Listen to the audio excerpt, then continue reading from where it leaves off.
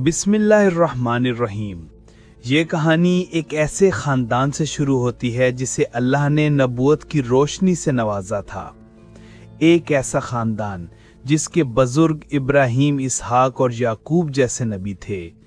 इसे ख़ानदान में एक बच्चा पैदा हुआ, एक ऐसा बच्चा जिसके चेहरे में नूर था, जिसकी आंखों में मासूमियत थी और जिसकी तकदीर में वो मकाम लिखा था जो दुनिया के बड़े बड़े बादशाहों को नसीब नहीं होता।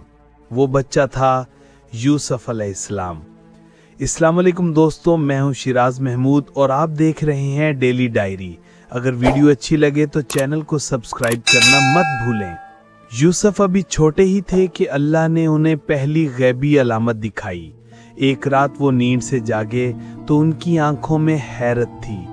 वो अपने वालिद याकूब के पास भागे, उनका हाथ पकड़ा और कहा, अब्बा जान, मैंने ख्वाब में देखा कि 11 सितारे और सूरज और चांद सब मेरे सामने सजदा कर रहे हैं।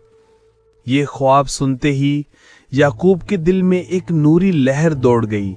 वो समझ गए कि ये ख्वाब किसी आम बच्चे का नहीं हो सकता, ये मुस्तकबिल के बड़े मकाम की दलील है। याकूब ने यूसुफ को सीने से लगाया और नरमी से कहा, बेटा, ये ख्वाब अपने भाइयों को मत बताना, मुझे डर है कि वो तुम्हारे खिलाफ साजिश करेंगे। याकूब जानते थे कि हसद इंसान से कुछ भी करवा देता है।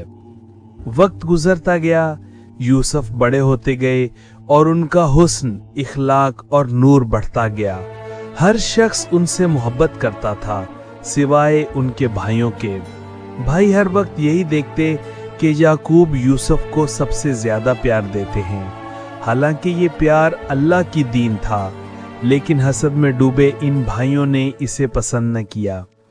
एक दिन भाई आपस में बैठे और कहने लगे, यूसुफ और इसका भाई, ये दोनों अब्बा को हमसे ज्यादा अजीज हैं। जब तक यूसुफ है, अब्बा हमें कभी नहीं चाहेंगे। क्यों न यूसुफ को रास्ते से हटा दें। ये वो लम्हा था जब साजिश की बुनियाद पड़ी। उन्होंने याकूब के पास जाकर मासूम बनकर कहा, अब्बा जान, कल हमें यूसुफ को साथ ले जाने दें, हम उसे खिलाएंगे, उसे खुश करेंगे। याकूब का दिल कांप उठा। वो बोले, मुझे डर है कि तुम गाफिल हो जाओ और कोई भेड़िया उसे खा न जाए। भाइयों ने हंसकर कहा, हम इतने ज्यादा हैं, हमारी मौजूदगी में भेड़िया क्या कर सकता है। आखिर वो दिन आया जब यूसुफ अपने भाइयों के साथ बाहर निकलने लगे। याकूब की आंखों में आंसू थे, यूसुफ के चेहरे पर मासूम मुस्कुराहट, मगर तकदीर में जुदाई लिखी जा चुकी थी। भाई यूसुफ को दूर ले गए। रास्ते में वो कभी उससे सख्ती करते, कभी तंज करते, कभी उसे धक्का देते। यूसुफ समझ ना पाए कि आखिर क्या हो रहा है। आखिर वो कुएं के पास पहुंचे।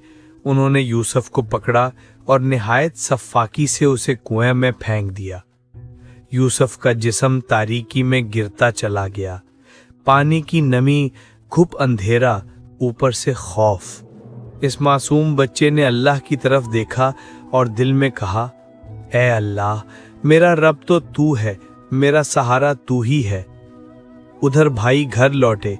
उनके हाथ में यूसुफ की कमीज थी जिस पर झूठा खून लगा हुआ था।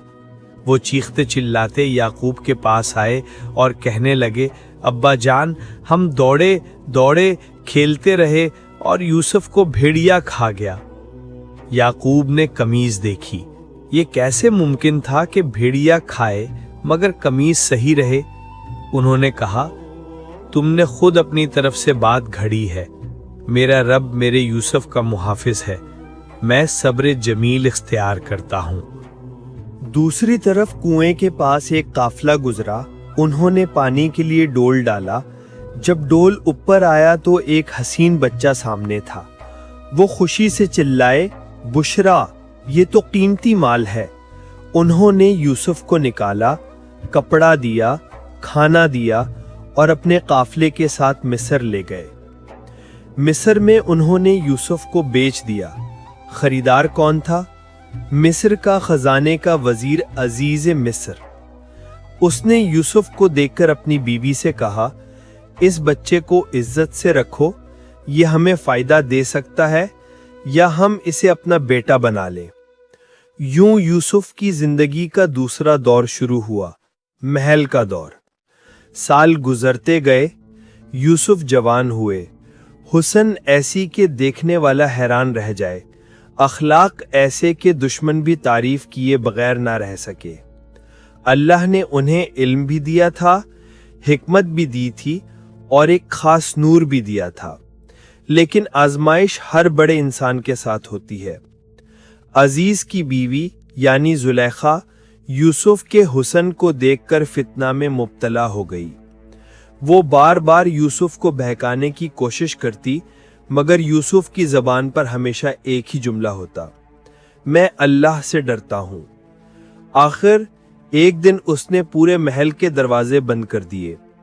یوسف تنہا تھے۔ عورت نے دروازہ بند کیا اور یوسف کی طرف بڑھتے ہوئے کہا، میں تیرے لیے حاضر ہوں۔ یوسف خوف زدہ نہیں تھے، لیکن ان کا دل ایمان سے بھرا ہوا تھا۔ وہ فوراً دروازے کی طرف بھاگے۔ عورت پیچھے سے بھاگی اور یوسف کی قمیص پیچھے سے پھٹ گئی۔ دروازہ کھلا، سامنے عزیز کھڑا تھا۔ عورت نے فوراً الزام یوسف پر لگا دیا، لیکن ایک گواہ نے کہا، اگر قمیص آگے سے پھٹی ہے تو یوسف غلط ہے، اور اگر پیچھے سے پھٹی ہے تو عورت جھوٹی ہے۔ قمیص دیکھی گئی، وہ پیچھے سے پھٹی تھی۔ سچ سامنے آ گیا۔ شہر کی عورتیں یہ بات سننے لگیں۔ انہوں نے زلیخا کا مذاق اڑایا۔ زلیخا نے انہیں بلایا، چاقو دیے، میوہ دیا اور یوسف کو بلایا۔ عورتوں نے یوسف کو دیکھا اور اپنی انگلیاں کاٹ بیٹھیں۔ کہنے لگیں، یہ انسان نہیں، کوئی فرشتہ ہے۔ فتنہ بڑھ گیا۔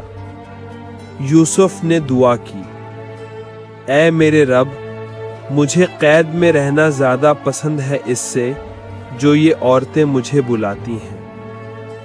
اللہ نے دعا قبول کی اور یوسف قید میں ڈال دیے گئے۔ کچھ لوگ سمجھتے ہیں کہ قید سزا ہوتی ہے، مگر اللہ کے بنائے ہوں کے لیے قید بھی تربیت ہوتی ہے۔ جیل میں یوسف کی شخصیت اور بھی روشن ہوئی۔ قیدی ان سے دین، اخلاق، حکمت اور علم سیکھنے لگے۔ کچھ عرصے بعد جیل میں 2 قیدی آئے۔ دونوں نے خواب دیکھے تھے۔ ایک نے دیکھا کہ وہ بادشاہ کو شراب پلا رہا ہے، دوسرے نے دیکھا کہ اس کے سر پر روٹیاں ہیں اور پرندے کھا رہے ہیں۔ یوسف نے تعبیر دی، ایک کو رہائی اور دوسرے کو سزا ملنی تھی۔ سال گزر گئے۔ ایک دن مصر کے بادشاہ نے عجیب خواب دیکھا۔ 7 موٹی گائیں 7 دبلی گائیں کھا رہی ہیں، 7 سبز بالیاں 7 خشک۔ کسی نے تعبیر نہ بتائی۔ تعبیر وہی بتا سکتا تھا جو اللہ سے جڑا ہوا ہو، اور وہ تھے یوسف۔ بادشاہ نے ان کی تعبیر سنی، حیران رہ گیا۔ یوسف نے کہا کہ یہ خواب قحط کی نشاندہی کرتا ہے، 7 سال خوشحالی کے، پھر 7 سال سخت قحط کے۔ یوسف چاہتے تو فوراً محل میں آ سکتے تھے، مگر انہوں نے کہا، پہلے میرا مقدمہ دوبارہ کھولو، میری بے گناہی ثابت کرو۔ عورتیں بلائی گئیں، زلیخا بلائی گئیں۔ سب نے کہا، ہم نے یوسف میں کوئی برائی نہیں دیکھی، وہ پاک ہیں، سچے ہیں۔ بے گناہی ثابت ہوئی۔ یوسف کو محل میں بلایا گیا۔ بادشاہ نے کہا، آج سے مصر کے خزانے تمہارے سپرد۔ یوں یوسف خزانے کے وزیر بنے۔ سال گزرتے گئے، خوشحالی آئی، پھر قحط شروع ہوا۔ پورے علاقے کے لوگ مصر سے غلہ لینے آنے لگے۔ انہی میں یوسف کے بھائی بھی آئے۔ وہ یوسف کو نہ پہچان سکے، مگر یوسف انہیں پہچان گئے۔ انہوں نے بھائیوں کے ساتھ اچھا سلوک کیا، بنیامین کو بلایا، اور آخر کار وہ وقت آیا جب یوسف نے کہا کہ آج تم پر کوئی الزام نہیں، اللہ تمہیں معاف کرے، تم نے جو کچھ کیا اللہ نے اسے میرے لیے بھلائی میں بدل دیا۔ دوسری طرف یعقوب برسوں روئے، یہاں تک کہ آنکھوں کی بینائی چلی گئی۔ جب یوسف نے اپنی قمیض بھیجی یعقوب کی بینائی واپس آ گئی۔ پھر وہ عظیم لمحہ آیا، باپ اور بیٹے کا ملاپ، برسوں کی جدائی ختم ہوئی۔ یعقوب نے یوسف کو سینے سے لگایا، آنسو بہے، دعائیں دی گئیں اور خاندان مصر میں جمع ہو گیا۔ یوسف نے آسمان کی طرف دیکھا اور کہا، اے میرے رب، تو نے مجھے حکومت دی، علم دیا، احسان فرمایا، تو میرا ولی ہے، دنیا اور آخرت میں مجھے اسلام پر موت دے اور صالحین میں شامل کر۔ یہ ہے صبر، تقوی اور اللہ پر یقین کا وہ قصہ جسے اللہ نے سب سے بہترین قصہ کہا۔ آج کے لیے اتنا ہی، ملتے ہیں اگلی ویڈیو میں۔ اللہ حافظ۔